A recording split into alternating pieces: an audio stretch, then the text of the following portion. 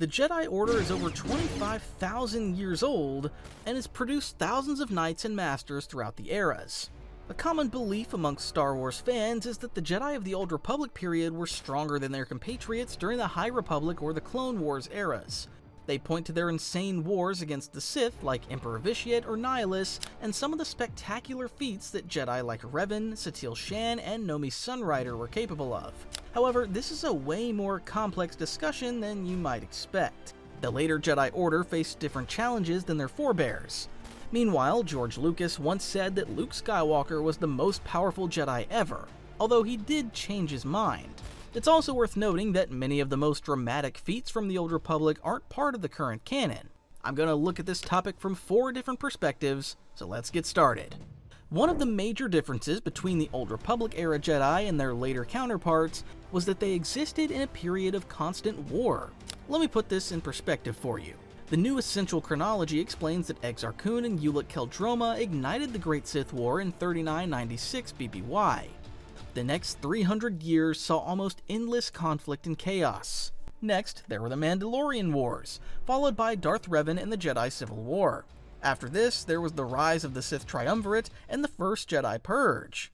Then there was the Great Galactic War, the Cold War, and finally, from the 3640s BBY onwards, the Eternal Empire conflict against Emperor Valkorion. This was a period of relentless turmoil between Force users. One of the main consequences is that the Jedi of this era became warriors first and peacekeepers second. This isn't very consistent with the doctrine of the Jedi Order, but they found themselves in an endless cycle of violence where they were fighting for their survival against an existential enemy. There's a strong argument that this environment created more powerful Jedi. For example, Revan was one of the most dominant Force users of his era. We know from the Knights of the Old Republic campaign guide that he was an exceptionally bright and talented student before the Mandalorian Wars. He already had doubts about the direction of the Jedi Order before the Council refused to intervene in the conflict against Mandalore the Ultimate and his Neo-Crusaders. Ultimately, after seeking counsel from his old mentor, the Jedi Master Kreia, he opted to openly defy the Council, leading a host of Jedi against the Mandalorians with phenomenal success. However, it's crucial to remember that almost all of these Jedi died, turned to the dark side, or left the Jedi Order after joining Revan. He was an unbelievable warrior, but his passion and anger consumed him and his friend Malak, leading them down a path toward evil. Ultimately, Mitra Surik was the only one of his followers to resist temptation, but this came with the consequence of her losing her connection to the Force. She would regain this during the course of Knights of the Old Republic 2, but at a great personal cost. Well, the General has been making additions to his collection for several years now, and if you're anything like me, you've probably imagined what it could be like to own a saber yourself. So that's why I started my own store called Stickman Sabers, with a singular goal in mind. Make sabers that look amazing, being inspired by iconic designs, but specifically built to actually duel with. No worrying about babying them, just pick them up and go ham. They're equipped with state-of-the-art pixel technology, giving off an incredibly bright light that will light up the darkest rooms out there. And obviously have that iconic hum, just feels right the moment you switch it on. And for a limited time, if you pick a collector's saber up, you'll also get 2 combat sabers for free. So, if you ever thought about starting your own collection, this is a pretty good place to start. Links in the description, and now, let's get back to the video. We are running a promotion on these selected sabers inspired by these designs in our store, so use the code to get your discount now on our collector sabers. One of the most effective Force powers that we see during the Old Republic era was battle meditation. Also known as enhanced coordination, it was a power that boosted the morale, coordination, and overall battle prowess of a Force user's allies, while potentially reducing the opposition's combat effectiveness. This was a relatively rare power during the Old Republic era, but Satele Shan was probably the most famous practitioner. She used it during the Jedi Civil War against Darth Malak's forces with great effect. The Sith Lord specifically targeted her on Taris because he regarded her as both a massive threat and a potential asset. Going back even earlier to the Unification Wars from 5010 BBY on, we know that Odin Arca Jeth, and Nomi Sunrider used battle meditation. Tales of the Jedi reveals that Sunrider was particularly adept at this Force skill and used it in every engagement she fought in, including the Battle of Koros Major and the Freedon Nad Uprising. But remember, the ancient Jedi simply had more opportunities to practice battle meditation. Just because the High Republic Jedi and their descendants didn't face as much turmoil didn't mean they couldn't use this power. For example, during the Velo atrocity in the High Republic series, the Jedi Porter Engel used battle meditation to unite the minds of other Jedi to fly their starfighters in formation with them. That was also the first time that battle meditation officially entered the canon lexicon. We see in Revenge of the Sith that Yoda used battle meditation during the Battle of Kashyyyk. Oppo Rancisis, Yarael Poof, and Adigalia used this unique force power before and throughout the Clone Wars. The canon Star Wars Legion Core set reveals that Luke Skywalker was using battle meditation to lift the stones around him on Dagobah. Meanwhile, the Dark Empire series confirms that both Luke and Leia studied battle meditation. Leia used it against Reborn Emperor, although Luke didn't hold the power in high regard because Joruus C'baoth used it during the Thrawn era. In short, just because the Old Republic Jedi had more opportunities to use battle meditation, it didn't necessarily mean that they were better at it. This is a very important distinction. Another fascinating argument is that the Old Republic Jedi were superior battlefield commanders to their counterparts in the Clone Wars. The reality is that there were brilliant Jedi generals in every era. Revan achieved such remarkable success that many Jedi and Republic soldiers immediately joined his Sith Empire out of misplaced loyalty when he turned to the dark side. Meanwhile, Jedi Grandmaster Setil Shan was one of the greatest warriors and military leaders in Republic history. She turned the tide at the Battle of Alderaan, using her battle meditation powers and individual abilities to great effect. During the Battle of Renvar, she was able to destroy a blast door using just the Force. Shen was also skilled at Tuda minis, as we see in the Old Republic game, when she fights Darth Malgus and blocks his lightsaber with her bare hands without injuring herself. This is extremely impressive, but it's comparable to Yoda literally absorbing Darth Sidious's Force lightning during their duel in Episode 2. Meanwhile, Shan had the pragmatism to forge a temporary alliance with Darth Mar and the Sith Empire as they faced the wrath of Emperor Valkorion and his Eternal Empire. However, the Jedi Order suffered so many losses under her command that she renounced her title and went into a meditative exile. The conditions of their era definitely forced the Old Republic Jedi to focus more on military matters than their descendants. It's undoubtedly true that many of their descendants were totally unsuited to becoming Jedi generals during the Clone Wars. However, we see from the Clone Wars series that some of them became true heroes of the Republic. There's a strong case to be made that the likes of Obi-Wan Kenobi, Anakin Skywalker, Yoda, and Mace Windu were some of the best battlefield Jedi ever. Yoda's intervention at the Battle of Rugosa is one of the most epic displays of Jedi power in the entire franchise. I'm also a huge admirer of Plo Koon, who achieved the absolute loyalty of the 104th Battalion. His elite clone trooper squad, the Wolf Pack, even nicknamed him General Plo because they admired him so much. This was somewhat different from the Syrian Jedi Master Ki-Adi-Mundi, who had a tense relationship with Clone Commander Bakara and his Galactic Marines. Finally, don't forget that the battlefield conditions were extremely different during this period. There were more lightsaber on lightsaber combat during the Old Republic era as Jedi fought Sith on a grand scale.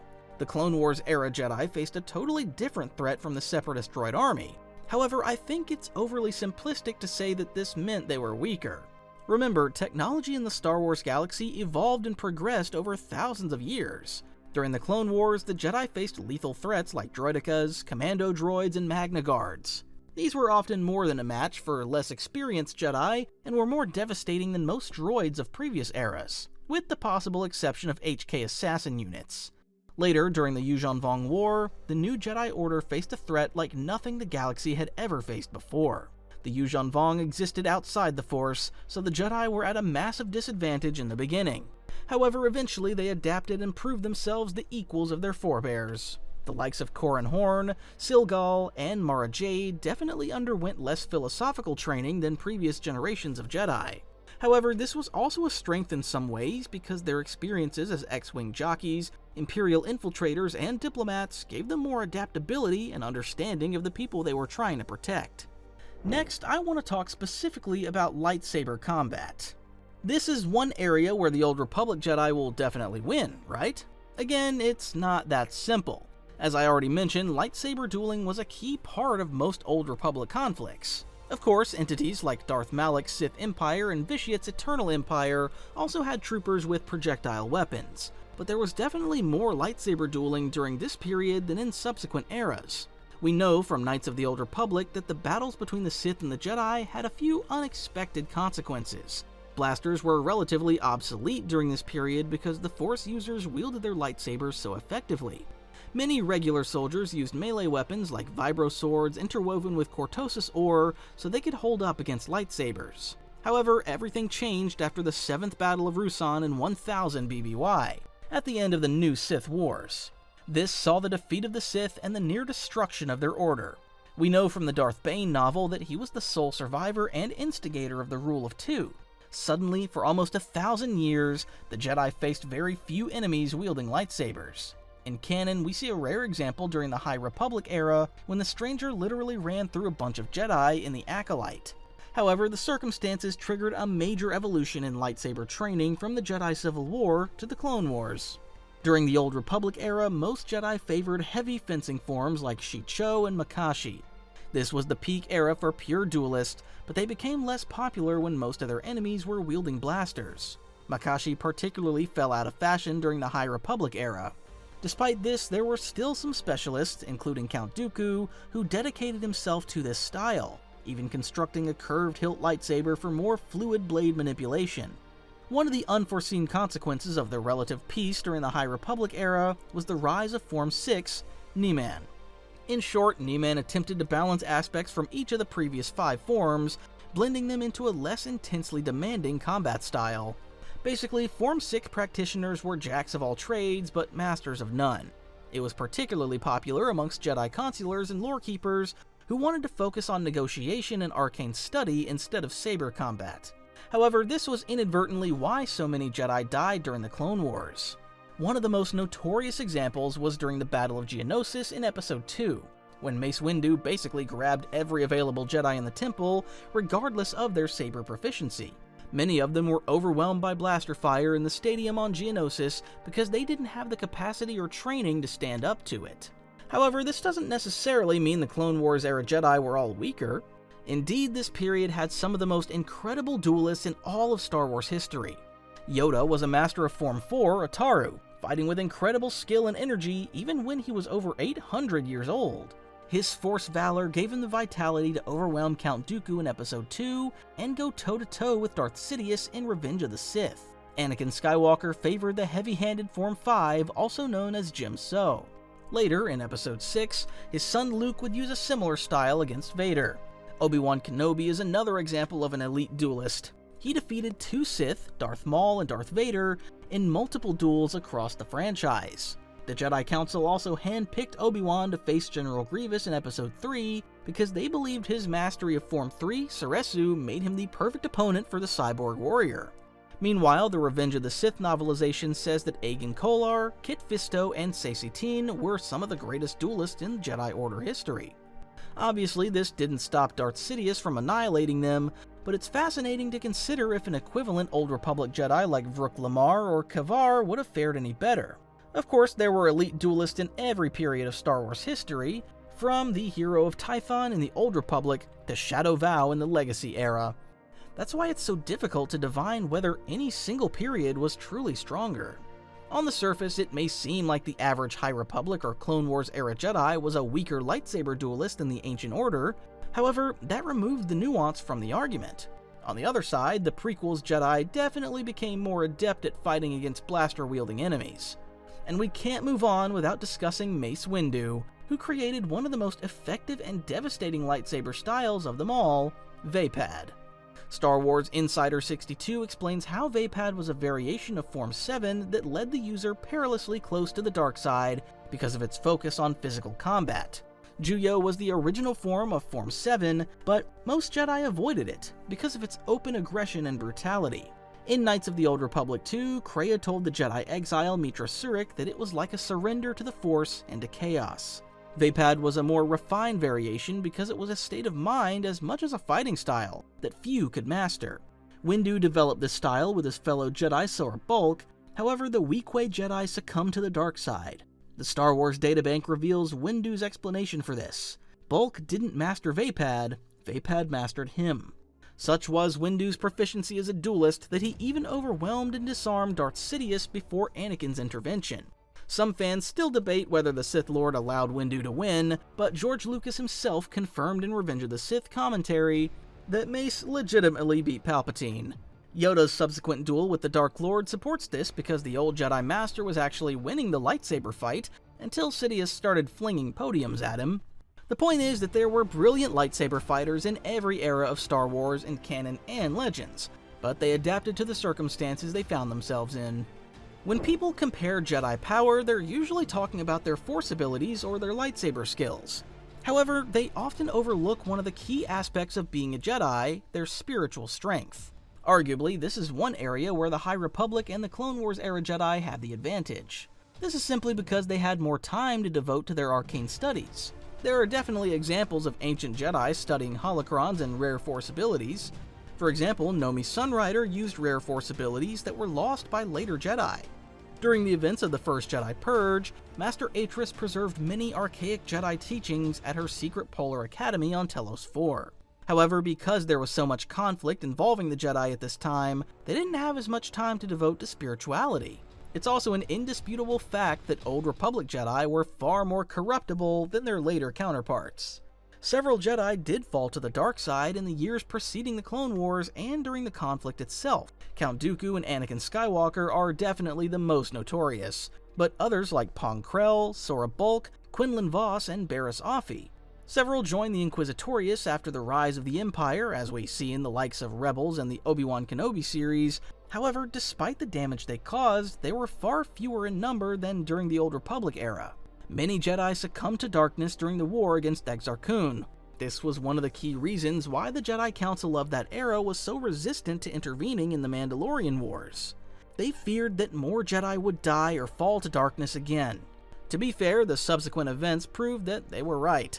Revan, the most powerful member of the Order, became the leader of a devastating Sith empire that corrupted many Jedi into joining his cause, including his friend, the former Jedi Malak. The active presence of Sith in the galaxy during the Old Republic was a constant existential threat to the Jedi Order. Many Jedi, including Atris on Telos 4 and Revan himself, studied ancient Sith holocrons because they wanted to understand their enemy. This often had the unfortunate impact of these Jedi falling to the dark side. In contrast, the High Republic Jedi often failed to study the Sith at all, instead focusing on more wholesome lore. This obviously caused another major issue because they totally underestimated the possibility of the Sith's secret survival. In Episode 1, Ki-Adi-Mundi notoriously denies Qui-Gon Jinn's claim that he faced a Sith Lord on Tatooine. He said, "Impossible! The Sith have been extinct for a millennium." The Acolyte complicated this because it confirmed that the Syrian Jedi Master was present during its events, about a century earlier. This implies that Mundi was either lying during the council meeting or just refused to believe the threat arising in front of his eyes. The entire events of the Acolyte are controversial and show the dark side of the Jedi Order, because Vernestra Rwoh essentially covers up the brutal slayings of 7 Jedi on Kofar. This wasn't the first time the Jedi faced dubious truths from within their own order. One of the most notorious events in Jedi history was the Padawan Massacre on Taris in 3964 BBY. We know from the Knights of the Old Republic comic book series that the Jedi Covenant was a radical secret society within the Jedi Order dedicated to keeping watch and preventing the return of the Sith. Several of their masters in the Jedi Tower on Taris shared a traumatic vision that one of their apprentices would bring about their deaths, the destruction of the entire Jedi Order, and the Galactic Republic.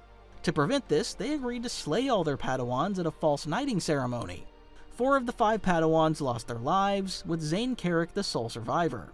Initially, he was framed for the killings. Eventually, one of the perpetrators admitted to the Jedi High Council what happened in an event that rocked the Order to its core. The later Jedi were much more rigid in their dogma than their ancestors. They devoted themselves to the Jedi Code, agreeing to have no attachments or passion. Some fans will argue that this is what ultimately triggered their downfall. However, the other side of that is that they survived for an entire millennium by following his doctrine. Prophecy remained important to the Clone Wars era Jedi, with Qui-Gon Jinn believing that Anakin Skywalker was the chosen one who would restore ultimate balance in the Force. This was one of the driving narratives of the prequel trilogy. However, Qui-Gon was also the central figure behind arguably the most significant spiritual development in Jedi history.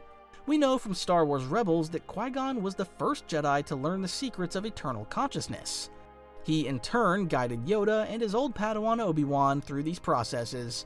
The short story Master and Apprentice in the collection From a Certain Point of View shows that Jin believed that it was one's journey through the Force that mattered. This is almost the opposite of the Jedi Master Kreia during the Old Republic era, because she came to believe that the Force was a curse and desired to sever the entire galaxy's connection to it. It's worth noting that Mitra Surik's spirit also survived after death in some form, as she attached herself to the imprisoned Revan for centuries. However, the big difference is that her spirit is portrayed as a tethered consciousness, while Qui-Gon's becoming a Force ghost was the ultimate Jedi achievement. The final aspect I want to discuss is how easy it was to destroy the Jedi of these separate eras. Again, this is quite complex because there are different metrics to consider. Firstly, the Sith as an entity were more powerful during the Old Republic, operating in armies on a grand scale. However, the Order itself was far more brittle, with even great Jedi Masters like Ulic Qel-Droma and Revan flickering between the light and dark sides of the Force. The first Jedi Purge occurred from 3954 to 3951 as the Sith Triumvirate carried out a genocidal campaign against the Jedi. The Jedi were already on the brink after decades of war. Then they were left in a divided and vulnerable state when Revan left the known galaxy 2 years after destroying the Starforge. This created the conditions for the Sith Triumvirate of Darth Traya, Darth Sion, and Darth Nihilus to almost completely eradicate the Jedi, as we see in Knights of the Old Republic too. However, it's far too simplistic to say that these 3 Sith were solely responsible for the first Jedi Purge. Yes, Darth Nihilus carried out the single greatest atrocity when he drained the life of almost the entire population of Qatar, including 100 Jedi and the Miralukan colonists, but Nihilus never would have existed if Revan hadn't unleashed the mass shadow generator at Malachor V to end the Mandalorian Wars. Then again, the Neo-Crusaders wouldn't have invaded the Republic to forge their own empire if it weren't for the Sith Emperor Vitiate, who plotted for thousands of years to bring down the Jedi. All of these events were connected, so there's way more nuance than we often think. Meanwhile, it's easy to say that the Jedi suffered destruction from a position of unbelievable strength during the Clone Wars. However, again, there are a few caveats to consider. No Sith dared to strike them directly for 1,000 years. Eventually, Darth Sidious created the conditions necessary to bring it down again. He was arguably one of the 2 most powerful Sith in galactic history, alongside Vitiate, but even he didn't challenge Yoda or Mace Windu directly. He literally manufactured conflict on a galaxy-wide scale to destroy the Jedi. Even then, his success lasted for less than half a century, depending on whether you're looking at canon or legends. We also see in various shows and games from Ahsoka to Rebels that there were enough Order 66 survivors to ensure the Jedi's rebirth.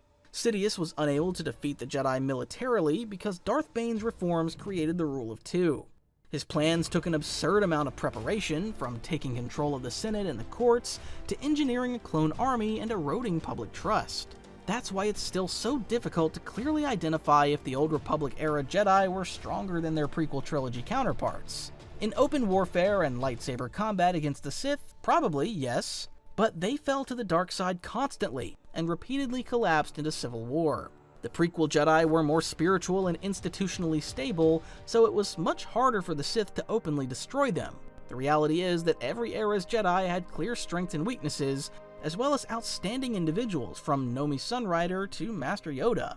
I should also point out that the canon representation of the Jedi is generally more restrained than the Old Republic stories and legends, because George Lucas didn't want the Jedi to just be superheroes. I'm not going to talk about Princess Leia gliding through space. Which era's Jedi were the strongest in your opinion? Let me know in the comments below.